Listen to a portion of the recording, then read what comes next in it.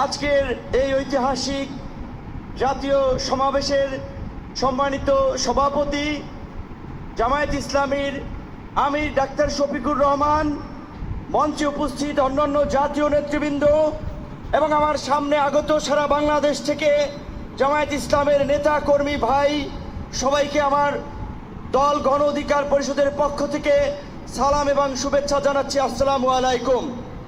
প্রিয় বন্ধুগণ, আপনাদেরকে একটি কথা স্মরণ করিয়ে দিতে চাই।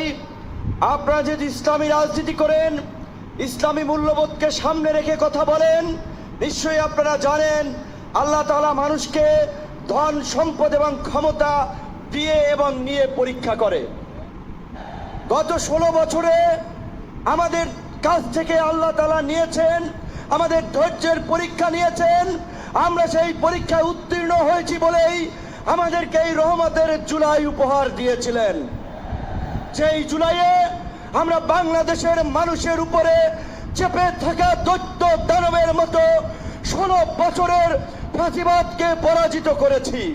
কিন্তু আমরা ওই যে আপনার হাদিসে আছে, বিপদ কেটে গেলে মানুষ উৎফুল্ল হয়, অহংকারী হয়।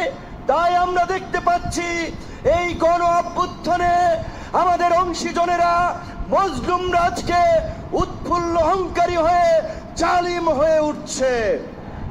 তাই আপনাদেরকে মনে করিয়ে দিতে চাই, আমরা যদি সীমা লঙ্ঘন করি, শেখ হাসিনার মতো আল্লাহ পাকও কিন্তু আমাদেরকে ছাড় দিবেন না।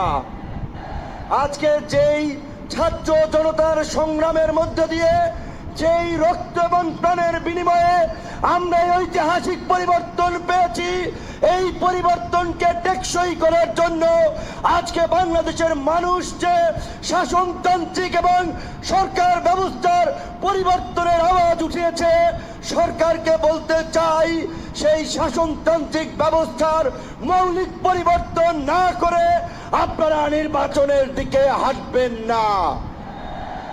নির্বাচনের আগে সমস্ত রাজনৈতিক দল যেন নির্বিঘ্নে প্রচারণা করতে পারে, নিরপেক্ষ একটি প্রশাসনিক এবং রাষ্ট্র ব্যবস্থা থাকে, সেই লেভেল প্লেইং ফিল্ড নিশ্চিত করতে হবে, যেটা আজকের এই সমাবেশের একটি দাবি। একই সাথে আমরা বলতে চাই, গত এই 11 মাস ধরে স্থানীয় সরকারের কোনো জনপ্রতিনিধি নাই, মানুষের একটা চরম ভোগান্তি।